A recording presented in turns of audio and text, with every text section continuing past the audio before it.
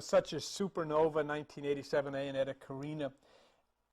When I look at those things, and then you put together all of the reasons why we think that they are related to ancient scriptures, and then we back that up with scientists and astronomers and astrophysicists and things like that.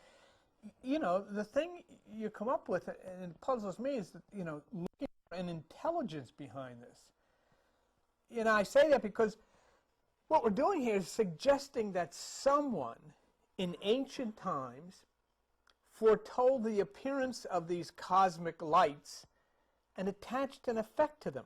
Somebody knew something many thousands of years ago that they shouldn't have known based on the development or the evolution at that point of the human brain. Now, though the word God is simply a play, the word good and the word evil is simply a play on the word devil. I mean, you got good and you got evil. And if you simply take, one O out of good, you got God, and you put a D there, and you got the devil. And basically, that's what the word God is. God is a play on the word good. And so calling something God misses because you don't really know what this type of intelligence is, or who it is, or what it is. But you have to, when you look at some of this stuff, suggest to yourself there is some kind of intelligence that shouldn't have existed at the time some of these people were writing this stuff. So let's, for the sake of discussion, refer to this entity as God. I don't think we'll upset too much. But when we start referring to God, we instantly come to the subject of religion. Now, in trying to develop documentation about various things of nature which exist in the subatomic realm, the invisible realm, I mean, you can see it all the time. Somebody can call you from California, and you can pick up your cell phone, and you would hear that person's voice, and yet there's no wires, there's not, but it's coming through the ether. It's coming through, the air. So there's something going on there. And in that context, I've always tried to present, when I consider religion, a different approach to it. In other words, and the approach is always, where's the proof? Remember the old lady used to, in the advertising, she used to say, "Where's the beef?" You remember that lady? Well, and she was right. What we're doing, we find ourselves in a discussion trying to prove the existence of God. Now, if you go in there, you're not allowed to discuss that. And I could understand it would upset their whole, thing. But even when it's over, you can't sit down. You just have to say, I believe it. See, people have been trying to somehow prove the existence of God for thousands of years with no success. And when we speak of the nature of this element called God, one thing we have to admit, in every case where we are forced by the controlling system called religion, we have to rely on a word called faith. Now, I've attended all kinds of services. I've attended meetings, and we've seen television programs, but in every case where God is concerned, the bottom line is faith. In other words, nobody can explain anything. Nobody's got any proof about anything, but you believe it because I said it. Or it's been in some book that, thousands of generations of people have messed around with. Have faith in it, No one, absolutely no one in 2,000 years of Western recorded history has proved one thing. We're told God loves you. Well, sounds good. God expects you to do this. God wants you to do this. God's happy when you do this. God's sad when you do this. This is going to happen. That's going to happen. And yet the people that have said this for hundreds and hundreds of years have no proof of anything that they've said. But, you know, we as individuals filling these church pews say, well, what choice do I have? I've got to believe this person. But that basically sums up religion. Get people to believe what you hope is right, right? And then that's what's religion is. You're a Catholic, well, you know, this is the way we believe it is. If you're a Protestant, this is the way. If you're Jewish, this is, you know, whatever. Now, that basically sums up my evaluation of religion. But then we come to this thing called the New Age movement, and here we've got the Eastern philosophy, we've got stones and rocks, and we've got meditation and Buddhism and all this type of stuff. Now, New Age is much more peaceful than religion. New Age people are not prone to support wars and all of the kinds of things that religious people accept. It's more nature-centered. There's no question about it. New Age people are more centered in a harmony with nature. And I admit that. But here's where the problem I have with this approach. Whenever I read anything, and it's the same thing like in astrology, New Age people have a tendency of writing paragraph after paragraph after paragraph of ramblings about spiritual entities, of light, of comets, of beings. But by the time you get done, you wind up and you're in the same place that when you started anyhow. You know, there's no proof. They all reach the same conclusion. You know, somebody says to them, you know, you open the seventh chakra, or you sing this, or if you smell that, or whatever it is, you put a rock on your head, and maybe, but nobody knows for sure. There's no proof of anything. So the final concept of New Age and New Age people is, well, maybe all this stuff is right, but maybe it's wrong. But in any case, I can't do anything about it, so I'll go through the motions and whatever will be, will be. Now here, the approach that we take is to look again at the Bible, to look at Buddha, to look at Krishna, to look at the Bhagavad Gita, to look at Allah, to look at the writings of the ancient mythologies of Greece. And we found a lot of interesting stuff. And we're able to go home then and you know, basically say, well, I learned a lot about how other people believe, but even after looking at all of that stuff, there's no proof. We still didn't have any proof. Nobody can prove God exists. Nobody can prove Jesus ever existed. Nobody can prove that one thing in the Bible ever happened. But you get in trouble if you question it. You see? So nobody says anything. It's our tradition, it's in our family, and we're born that way, and we die that way, and nobody knows, you know, don't rock the boat. It's our faith. And even today, politicians, you know, becomes a big deal in politics, faith. And yet it's so hypocritical because you know doggone well why these politicians are doing this, not because they believe any of it, but because there's a lot of people who do. And so if the politician says, oh, I agree, then he's going to get all their votes. That's, you know, that's what they do. So my development in this life, where I've come so far, was based on a need that I had. And it came to me as a young child because, I mean, I won't go into details, but I mean, I was very, very small. I mean, really small. I mean, I was thrown out of schools, frightened some people, religious people. And it was starting in my head then as a very, very young child that I did not want to follow anybody unless they could prove what they were telling me, because they were telling me a lot of scary stuff, you know. And I always revolted at they were sacrificing these animals and they thought that was okay, and killing people and all of this stuff. And so I didn't want any part of it. And I used to tell them, So, they throw me out. But that's the way I am to this day. I mean, I don't want you to tell me something, and don't tell me it's very important if you can't prove what you're saying. Where's the beef? Where's the proof? And at least if you can't prove it, give me a neutral source to what you're saying.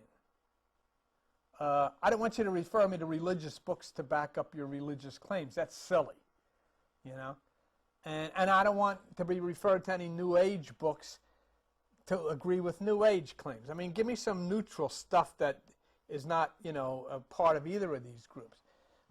See, if your claims are true, if religion is true, or if these New Age claims are true, you should be able to back them up using neutral sources who are not religious or not New Age. It's either true or it's not.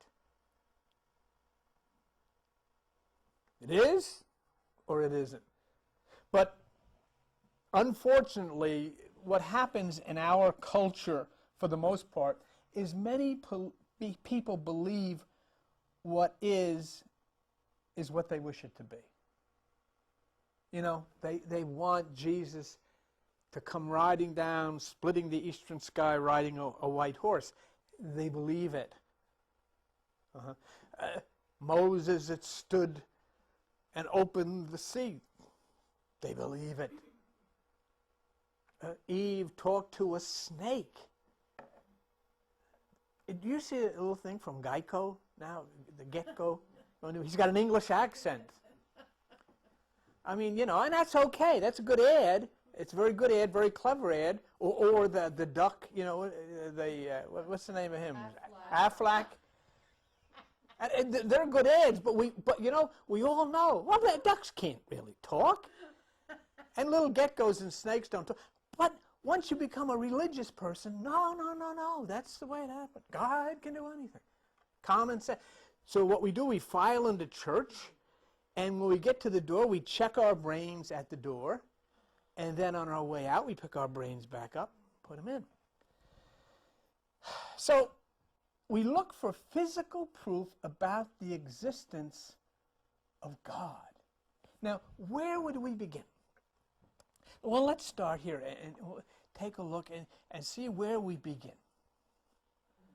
Little cat there, huh? Well, here's what we can prove. We can prove that there's people.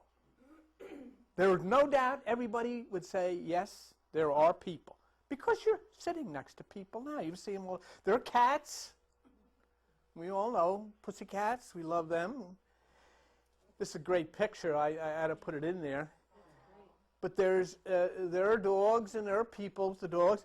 So we know all of this. In other words, we know without a doubt there are animals, and we know without a doubt that there are people, and there's something else that we know because we got a picture of it. There is Earth.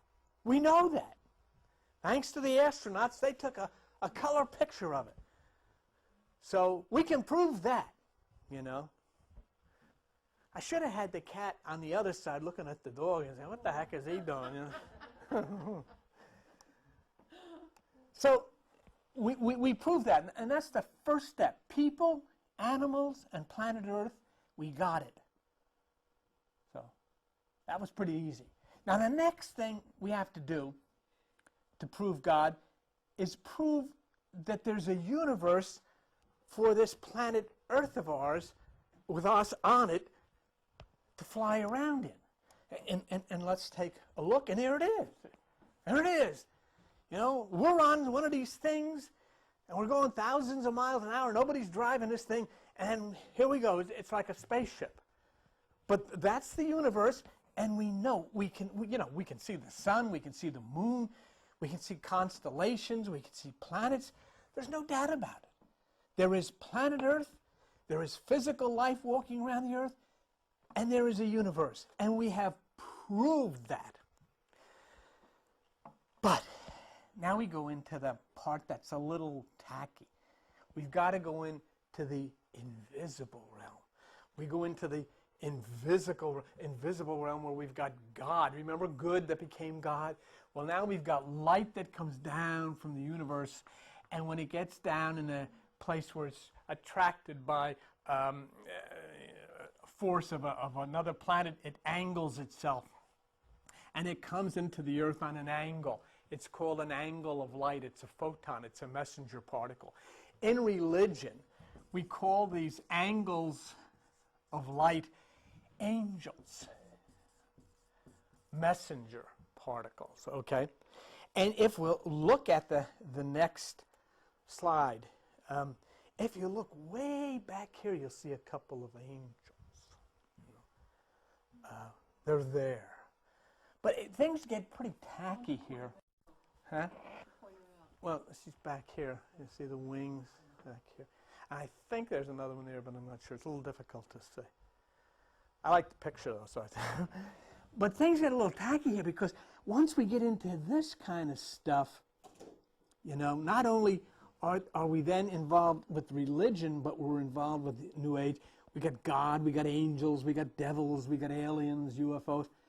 So now we start to tread in areas where there's no physical proof of any kind, nothing. People say they saw this. You know, you could be standing here and say, gee, thought I saw something with wings there. You know, well, yeah, well, you need to take some Zoloft or whatever. But when we get into this, we kind of have to back off because our proof has to be more circumstantial than physical. What I mean by that is the idea of suggesting. And that's what I'm here doing.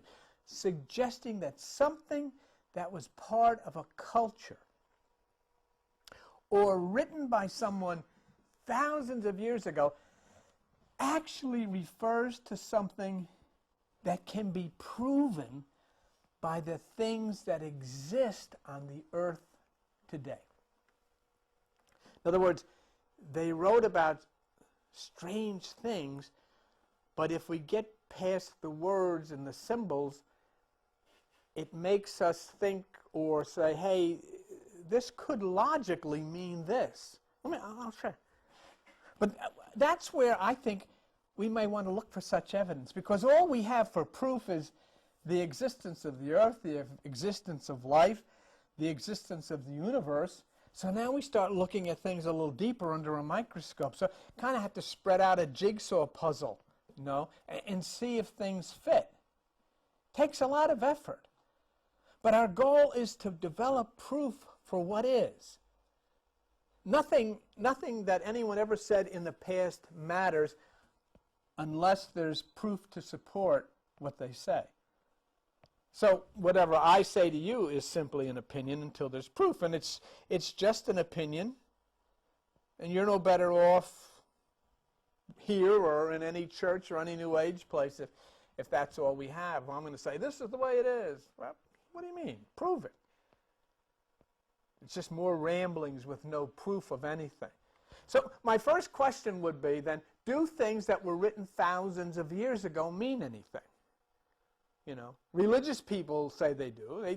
They read it, and you know, Jesus walked on water, virgins had babies, and snakes talked, donkeys talked, you know, all this kind of stuff. But they say that's what really happened, and it does mean so. So if I was to take the old writings of the Bible, Krishna, Buddha, Muhammad, of mythology and so, and say, is it relevant to anything? Is there anything that can be proven with that stuff? You know what the answer is? No. It is all subject to interpretation. Whatever the reader thinks it means is what it means to that reader. But it doesn't prove anything. It just is, well, this is the way I say it. That's the King James Version. This is the New International Version. This is the American Version. You know, all kinds of versions. We all see this thing means something a little different. But you can't simply discount those ancient writings because nothing has been proven up to now. You have to rethink how you're using the text and say, well, maybe it means something that can be proven. What? Yeah, maybe what was written means something that can be proven. Let me give you an example of a biblical text that says you can prove spiritual things by looking at physical things. Let's take a look. Romans 1:20. For the invisible things of him, that's talking about God, from the creation of the world are clearly seen, being understood by the things that are made, even his eternal power in Godhead, so they are without excuse. In other words, the invisible things that would say, hey, there must be a God, should be understood by the physical things that we can see. And, you know, nobody's ever, to my knowledge, tried it. So that's a religious document saying we should look at physical things. Well, is that true? Can we prove it? No one ever has, but it's worth a shot. We would need some guidance, I guess. I don't know where we would go for this guidance, because we have to take things written by others. That would be the way. If we found others whose credentials can be proved, and then take what they say and match it, you know, with the things that we see now in those old writings. In other words, let's follow the Bible and see if we can prove anything by finding physical things that we all agree are true to back up the ancient words. So, you know, which is okay, but, you know, of course, we live in a very sophisticated society of computers and atomic energy, so, you know, how are we going to listen to people, you know, who wrote when there was no such thing as lights or cars or computers or planes or, you know, how could they possibly tell us anything? They were so, you know, backward. And if they did tell us anything, why would we consider it? Because they hadn't evolved to that smart place that we're at. How? Now, if you take, the story of God, let me give you there's a story of God, whatever that may be, removing a rib. Genesis 2:20, and caused a deep sleep to fall upon Adam, and he slept, and he took one of his ribs and closed up the flesh, and the rib which the Lord God had taken from man, he made a woman, and he brought her to the man. So a woman was made out of something that was taken from the man. A female was made out of something that was removed from the male. That's what the word said. God takes a rib out of Adam. Now, here's your challenge. Let's change his name. Let's say it's not A-D-A-M, it's A-T-O-M.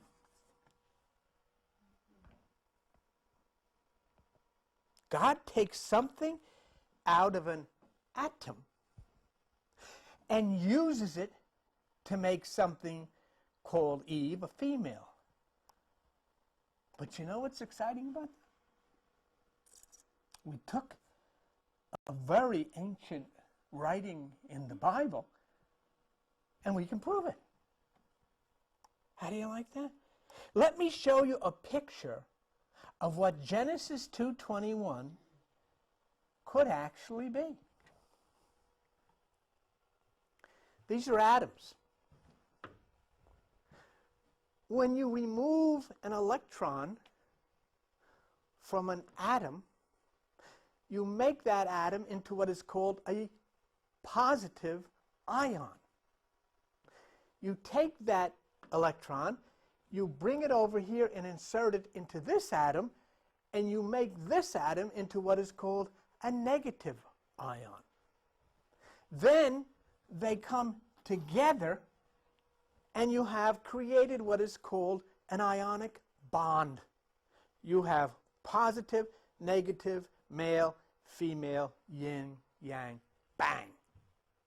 All of a sudden, we found out that the Bible told us that all life began with the splitting of the atom. Atom. It works. What do you think of that?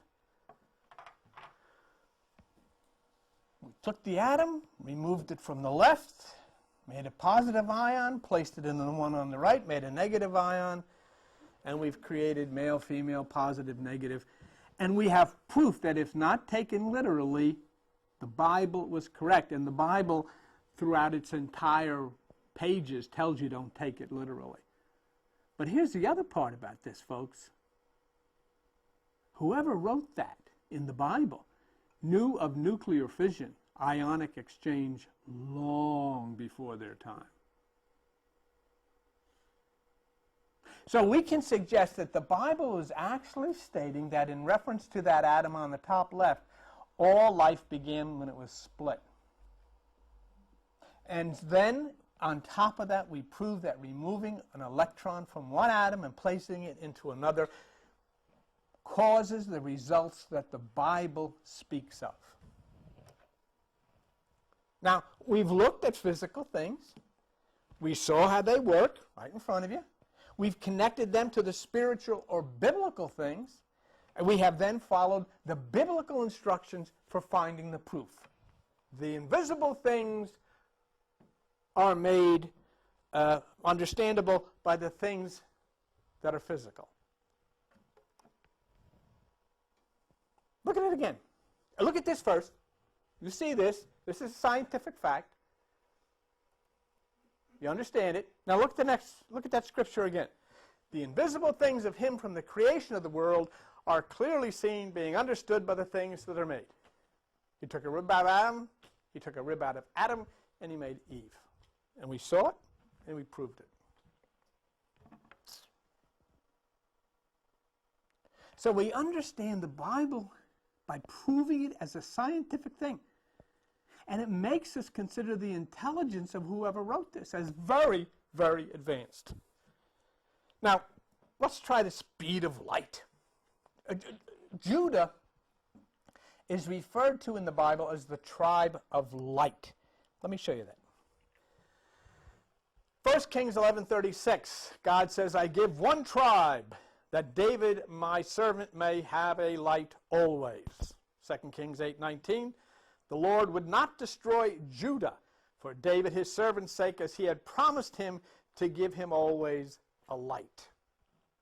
And the tribe of Judah positioned in the desert at the east at the point of the rising sun, and they were known as the tribe of light, the children of light, and there's the scriptures in the Bible that prove it. Can everybody see that? I'm going to give one tribe as light, and I won't destroy Judah. David's got to have that because I promised to give him a light, and Judah is the tribe of light. Okay. Now, take a look at this. Let's look at the tribe of Judah. Numbers 2:9, all that were numbered in the camp of Judah were 100,000, 80,000, 6,000, and 400 throughout their armies. Let's add it up. 100,000. 4 is 4 times 20,000. That's 80,000. 6,000, 400, 186,400. Okay? This is from the encyclopedia. The speed of light in a vacuum is exactly meters per second, or kilometers per hour, which approximates 186,282.397 miles per second. I say close enough. I mean, and in fact, I would say I think probably the Bible's right. Okay? So in other words, the tribe of light in the Bible contains in the text the number of people who equate to the constant speed of light. Now, you know,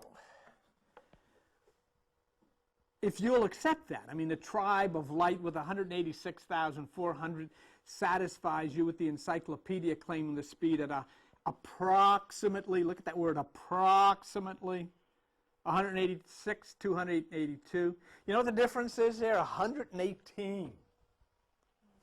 But it's approximately. So let's say, well, it might be approximately 118 more.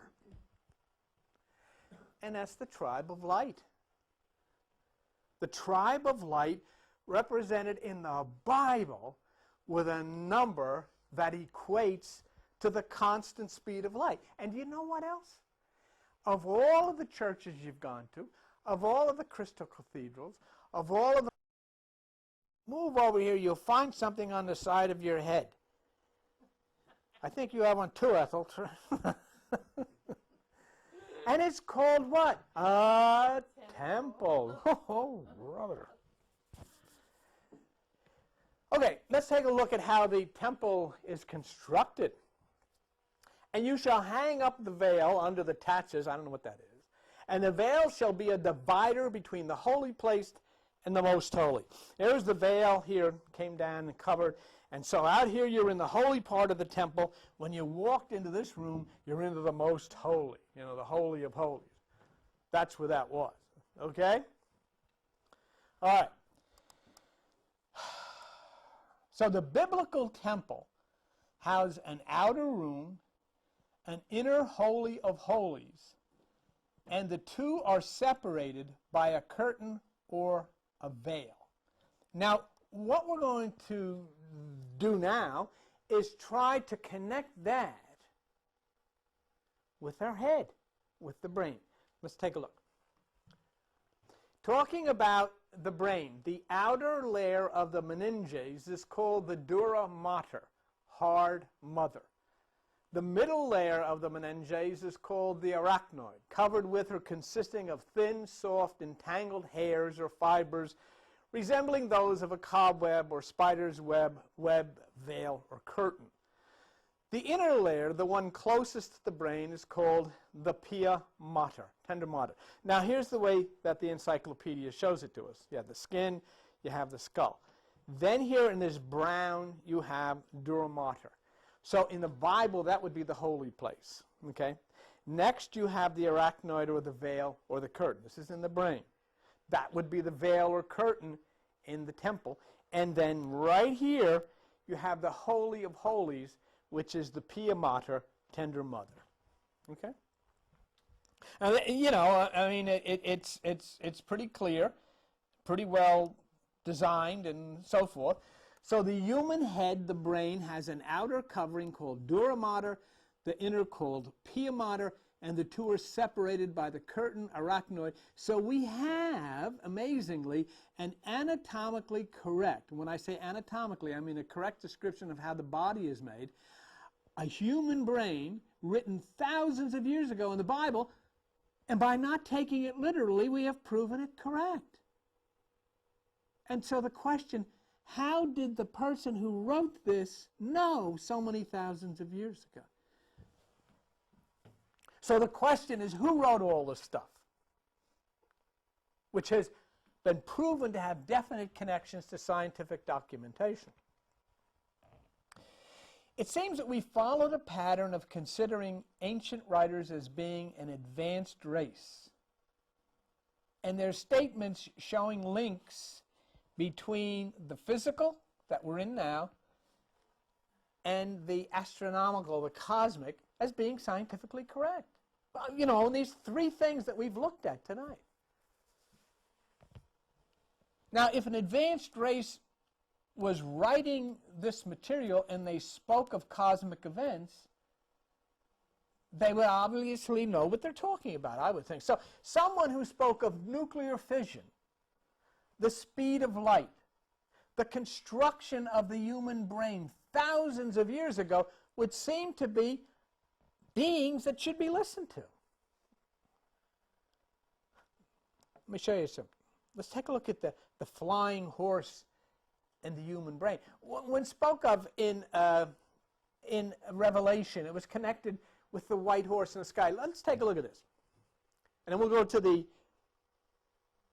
encyclopedias. Revelation 19:11, and I saw heaven open, and behold a white horse, and he that sat upon him was called Faithful and True, and in righteousness he judges and makes war. So there's somebody on a white horse coming down to the earth, and there it is, Pegasus. Now, Pegasus is a white horse whose father is Poseidon, makes him a white seahorse, okay? And he becomes sacred to the goddess of memory. He's a white seahorse connected to memory. That's who Pegasus is. That's the white horse we see coming down with a rider on it coming to earth. A white seahorse connected to memory. Now we go inside of your head and we look at the hippocampus of the brain. the hippocampus, the word hippocampus means seahorse, okay? It is a seahorse-shaped formation in the limbic system, which is involved in the storage of memory. So we have a seahorse connected to memory. Hippocampus, composed of two gyri within their white matter. So the hippocampus is a white seahorse. Pegasus is a white seahorse connected to memory. Hippocampus is a white seahorse connected to memory. One's in the sky, one's in your head, and the Bible talks about this white horse coming down with a rider on it. Now, the point is, we have this biblical white horse returning to earth.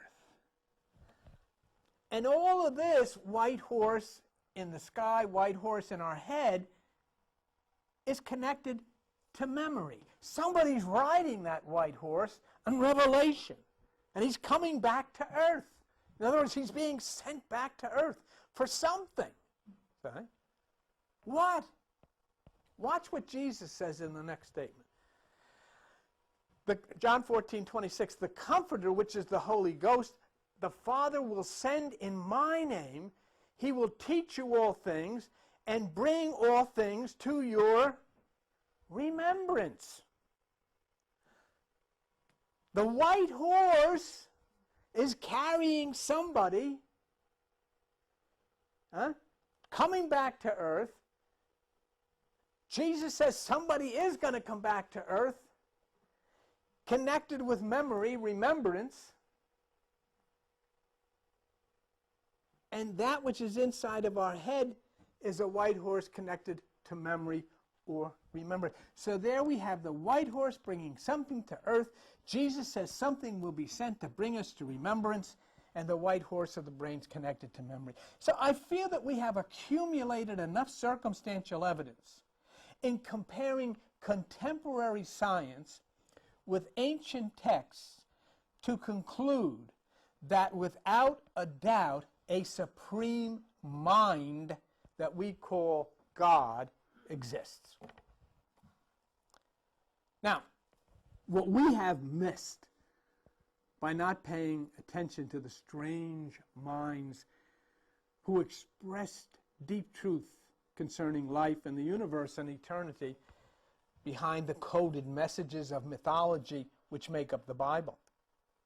The very Bible that so many cherish and that so many consider the actual Word of God is beautiful mythology written by the strangers from a higher dimension that we understand as classic Greek.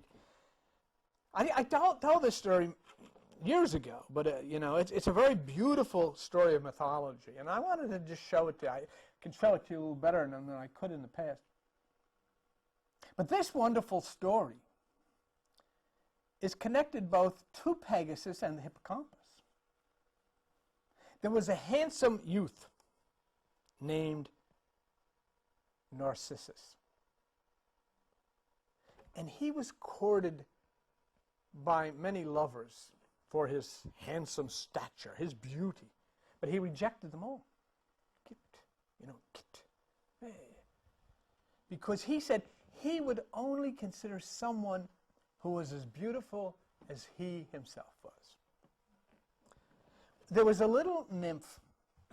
I guess we know where this word comes from. But there was a little nymph named Echo, and she loved Narcissus, and she came to Narcissus, and he rejected her. Not good enough. Well, the gods felt that Narcissus wasn't being nice, that he was being too selective and a little too in love with himself.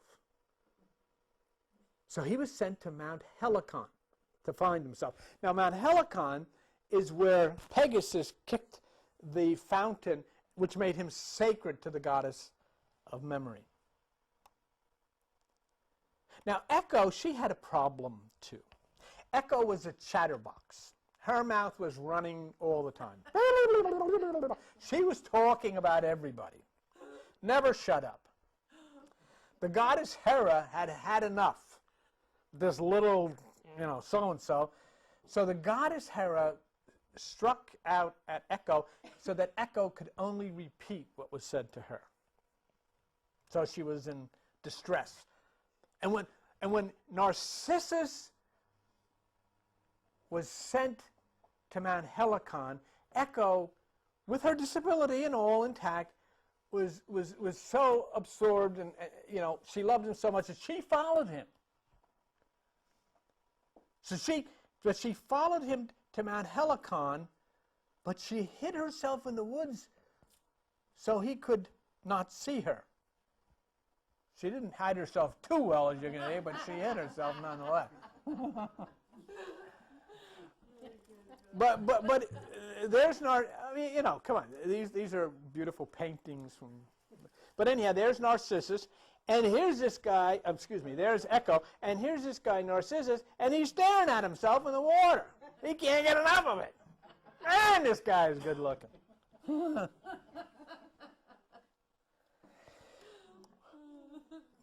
Anyhow, she's hiding in the woods, and Narcissus starts to get bored with the whole deal, and he's yelling out, "Look, does anybody know how to get the heck out of the woods?" And a voice comes back, "The woods, the woods." So he said, "Yeah, I'm lost. I need to find a way out of the woods." And the voice comes back, "The woods, the woods." So he's really getting ticked, and he's screaming, and he says, "Don't you understand? Help me find the way out of the woods." And the voice comes back again, "The woods, the woods."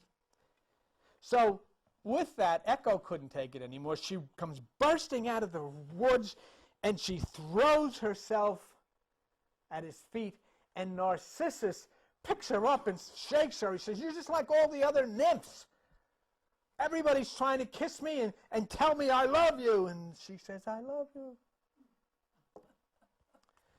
So anyhow, Narcissus pushes her away, and he goes on her way, and Echo goes back into the woods, and she prays for help.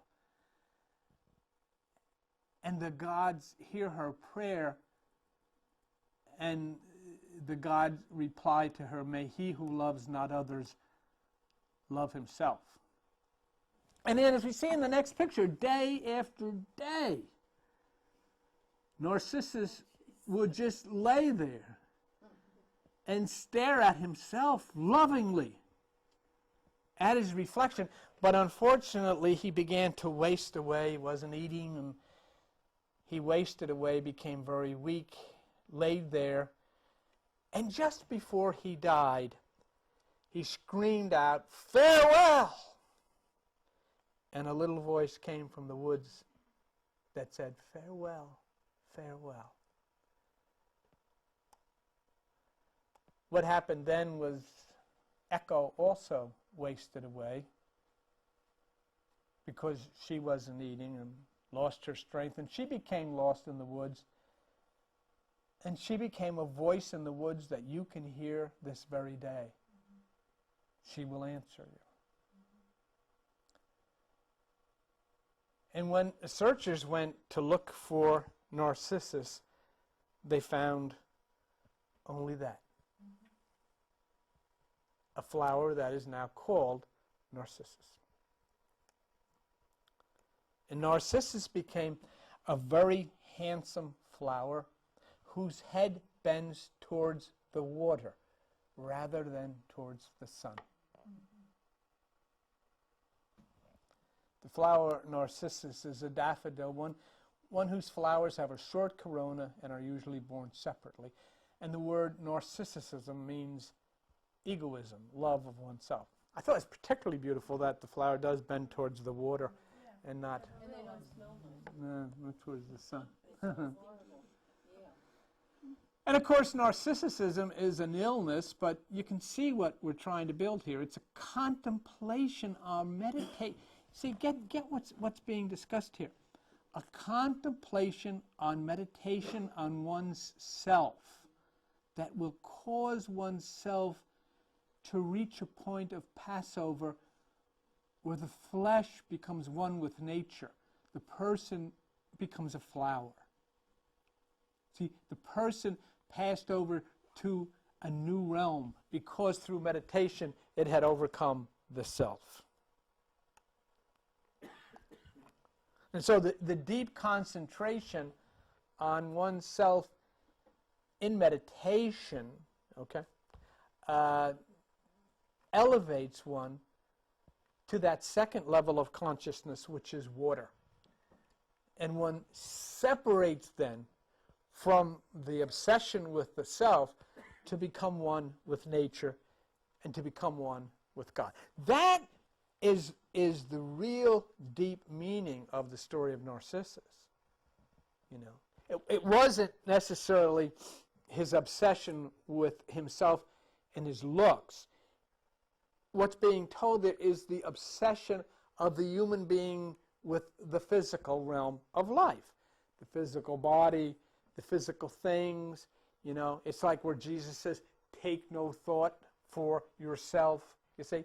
And so then the admonition comes in to just watch within yourself, watch within yourself, watch within yourself. And that's what Narcissus is actually doing. Can you go back one picture and we'll say, this picture is not, see, the picture of this person looking into the water is actually a mythological symbol of you and I when we look into that second stage of consciousness and meditation, which is water, and we are observing within ourselves until finally, okay, these meditative observations within cause this change to be complete, and we pass from the observation or the pass from the physical over to that which is a oneness with nature, to that which is a oneness with the higher, okay? And then those who would come and see you, you no longer think the way you did. You think in a new way. You think in a new way that is in harmony and flows with nature, okay? So basically those are the stories, and that's how we arrive, and that's how I arrive at a deep, well, I'm going to look for a word, understanding or absolutely satisfied with the proof of the existence of God or the existence of a higher element of mind or energy in this universe simply because of the things that we have proven tonight. And of course, there's many other things like that. And finally, in addition to that, we have sharing together this beautiful story, which takes us to a brilliant understanding of what we start to look for when we read these things. We could read about a young man, he's obsessed with himself, and this girl chasing him around, and all of these things. That's what people in Christianity and so many religions do. They read these stories and they focus on the participants in the stories. They never get to the point of saying, what is really being said here? What does this mean? Okay? There was no Narcissus. There was no Echo. Okay?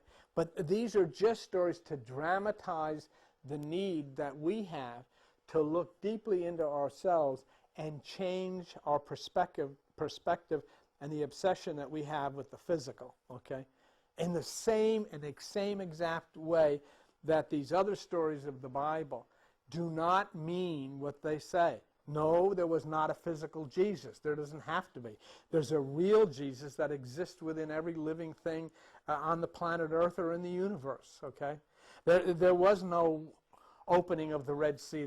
All of these things didn't happen because they do happen. They're talking about a much more important aspect of our lives, which is opening that which is within us and passing over to the other side into a new mind and into a new creation.